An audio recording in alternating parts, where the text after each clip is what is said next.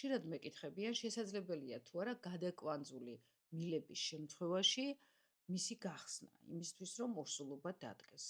მოგეხსენებათ, რომ ქალები ზოგჯერ მიმართავენ მილების სტერილიზაციას და ეს კეთდება ოპერაციული გზით. ხშირად საკეისრო კვეთის დროს, განსაკუთრებით აი მესამე-მეოთხე მშობიარობის შემდეგ.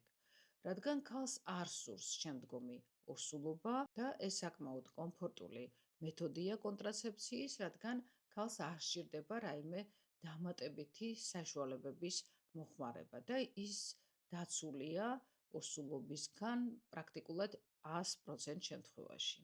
არის შემთხვევები, არც თუ ისე იშვიათად, როცა გარკვეული პერიოდის წლების შემდეგ ქალი გადაწყვეტს, გაუჩნდება სურვილი, რომ ისევ დაორსულდეს, მაგრამ ამ შემთხვევაში ორსულობა შეუძლებელია ფიზიოლოგიური გზით, რადგან მილები არის დახურული ქირურგიული გზით, ის უკვე ისეა შეხორცებული, რომ მათი გახსნა არის შეუძლებელი. და ამ შემთხვევაში ორსულობის მიღწევა შესაძლებელია მხოლოდ ინვიტრო განაყოფიერებით.